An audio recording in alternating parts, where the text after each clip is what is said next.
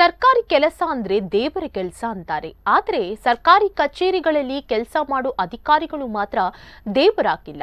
ಬದಲಾಗಿ ಬಡಬಗ್ಗರಿಂದ ಎಷ್ಟಾಗುತ್ತೋ ಅಷ್ಟನ್ನು ಸುಲಿಗೆ ಮಾಡಿ ತಮ್ಮ ಖಜಾನೆ ತುಂಬಿಸಿಕೊಳ್ಳುವ ನರರೂಪದ ರಾಕ್ಷಸರಾಗಿದ್ದು ಕೇವಲ ಲಂಚ ಅನ್ನೋ ಮನೋಸ್ಥಿತಿಗೆ ಬಂದು ಬಿಟ್ಟಿದೆ. ಹೌದು, ಸರ್ಕಾರಿ ಕಚೇರಿಗಳಲ್ಲಿ ಕೆಲಸ ಆಗಬೇಕು ಅಂದ್ರೆ ಲಂಚವನ್ನು ಕೊಡಲೇಬೇಕು. ಕೊಡದೆ ಹೋದಲ್ಲಿ ನಿಮ್ಮ ಯಾವ ಕೆಲಸಗಳು ಕೂಡ ಆಗಲ್ಲ. ಅದೇ ರೀತಿಯಾಗಿ ಈ ಕಚೇರಿಯಲ್ಲಿ ಕೂಡ ಅದೇ ಪರಿಸ್ಥಿತಿ. ಹೇಳೋರು ಇಲ್ಲ, ಕೇಳೋರು ಇಲ್ಲ ಎಂಬ ಪರಿಸ್ಥಿತಿ ನಿರ್ಮಾಣವಾಗಿದೆ. ಇಲ್ಲಿನ ಅಧಿಕಾರಿಗಳು ಅಷ್ಟಕ್ಕೂ ಅದ್ಯಾವ ಕಚೇರಿ ಅಂತೀರಾ? ತೋರಿಸ್ತೀವಿ, ನೋಡ್ಕೊಂಡ್ಬಿಡಿ.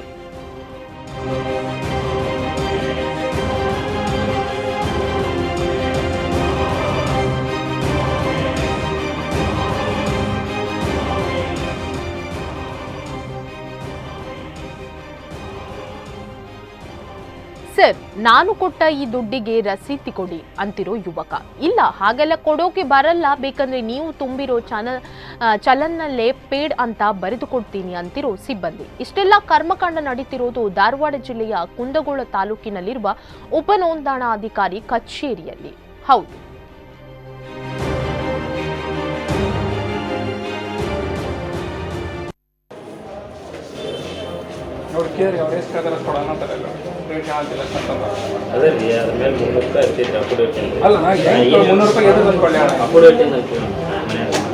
ಮನ್ಯಾಗ ಹೇಳ್ತಾನ ಹೆಂಗೆ 300 ರೂಪಾಯಿ ಮಂದಿ ಮುಟ್ಟ ಅವ್ರ ಕೇರ್ ರೇಟ್ ಗೊತ್ತಿಲ್ಲದೆ ಏನಂತಾರ ಅಷ್ಟು ಕೊಡಿ ಅನ್ನಂತಾರ ಅಂತ ಕರೆ ರೊಕ್ಕ 300 ರೊಕ್ಕ ಕೊಡಂಗ ರೊಕ್ಕ ಕೊಡ್ತೇನೆ. 350 ರೂಪಾಯಿ ಚೀಟಿ ಬರ್ಕೊಡು.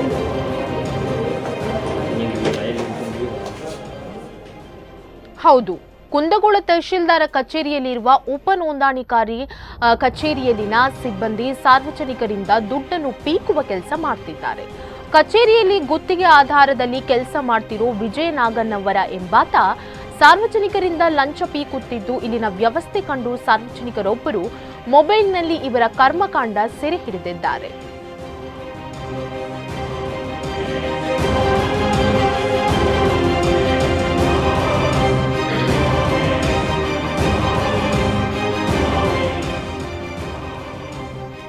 ಕೆಲವು ದಾಖಲೆಗಳನ್ನು ಪಡೆಯುವ ಸಲುವಾಗಿ ಬ್ಯಾಂಕಿಗೆ 350 ರೂಪಾಯಿ ಚಲನ್ ಕಟ್ಟಿ ಬಂದರೂ ಕೂಡ ನಮಗೆ 350 ಕಟ್ಟಿ ಅಂತಾರೆ. ಆದರೆ ಇದಕ್ಕೆ ಏನಾದರೂ ರಶೀತಿ ಕೊಡಿ ಅಂದ್ರೆ ಕೊಡಲ್ವಂತೆ.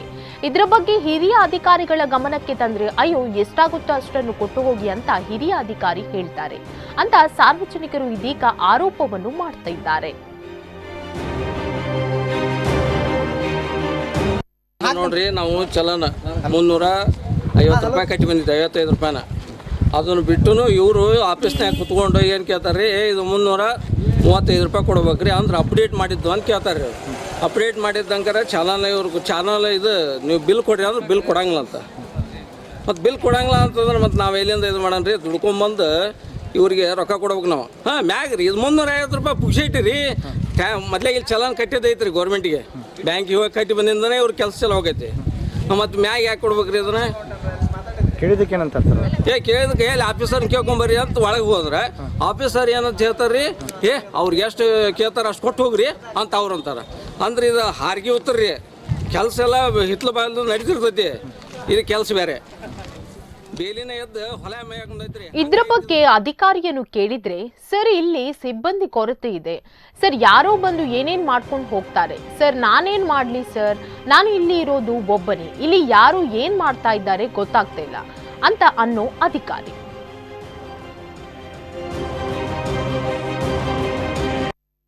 ಪಕ್ಷಗಾರರು ನಮ್ಮನ್ನು ಯಾವುದೇ ರೀತಿ ಕಾಂಟ್ಯಾಕ್ಟ್ ಮಾಡಿಲ್ಲ, ನಮ್ಮನ್ನು ಸಂಪರ್ಕ ಮಾಡಿಲ್ಲ. ಆಯ್ತಾ, ನಾವು ಉಪನೋಂದಣಿ ಕಚೇರಿ, ನಾವು ಉಪನೋಂದಣಿ ಒಬ್ಬನೇ ಕೆಲಸ ಮಾಡ್ತಾ ಇದ್ದೀನಿ, ಇಲ್ಲ ಬೇರೆ ಯಾವ ಸಿಬ್ಬಂದಿನೂ ಇಲ್ಲಿ ಕೆಲಸ ಮಾಡ್ತಾ ಇಲ್ಲ.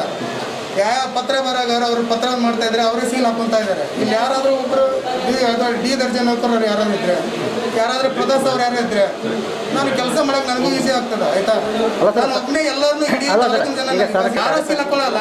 ರೆಸ್ಪಾನ್ಸಿಬಿಲಿಟಿ ಇದ್ದವರು ಲೈಸೆನ್ಸ್ ತೊಗೊಂಡ್ರಿ ಇದ್ದಾರೆ, ದಸ್ತಾವೇಜು ಬರೋಗಾರರು ಅವ್ರು ಏನು ಮಾಡ್ತಾರೆ, ತಮ್ಮ ಪತ್ರವನ್ನು ಏನು ಮಾಡ್ತಾರೆ, ಸೀಲ್ ಹಾಕೊಂಡು ಹೋಗ್ತಾ ಇದ್ದಾರೆ. ಸೀಲ್ ಹಾಕೊಂಡು ನನ್ನ ಸೈನ್ ಇರ್ತಾರೆ. ನಾನು ವೆರಿಫೈ ಮಾಡ್ತಾ ಇದ್ದೀನಿ. ಯಾಕೆ ಎಲ್ಲ ಪತ್ರವನ್ನು ನಾನು ಹಂಗೆ ಮಾಡೋಕೆ ಕೊಡೋಂಗಿಲ್ಲ.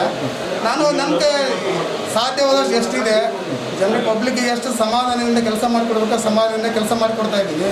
ನಮ್ಮಿಂದ ಅವ್ರು ಯಾರೇ ನನ್ನ ಸಂಪರ್ಕ ಮಾಡಿಲ್ಲ. ಸಂಪರ್ಕ ಮಾಡಿದ್ರೆ ನಾನೇ ಹೇಳ್ತಿದ್ದೆ ಅವ್ರಿಗೆ. ಆದರೆ ನಮ್ಮ ಆಫೀಸಿಂದ ಏನು ತೊಂದರೆ ಏನಿಲ್ಲ.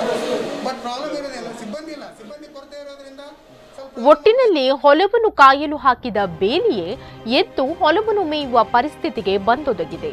ಈ ಕುಂದಗೋಳ ತಹಶೀಲ್ದಾರ್ ಕಚೇರಿಯಲ್ಲಿನ ಉಪನೋಂದಣಾಧಿಕಾರಿಗಳ ಸಿಬ್ಬಂದಿಗಳ ಸ್ಥಿತಿ ಇಂತಹ ಲಂಚಬಾಕರ ವಿರುದ್ಧ ಧಾರವಾಡ ಜಿಲ್ಲಾಧಿಕಾರಿಗಳು ನಿತೀಶ್ ಪಾಟೀಲ್ ಏನು ಕ್ರಮವನ್ನು ಕೈಗೊಳ್ಳುತ್ತಾರೋ ಎಂಬುದೇ ಇದೀಗ ಪ್ರಶ್ನೆಯಾಗಿದೆ.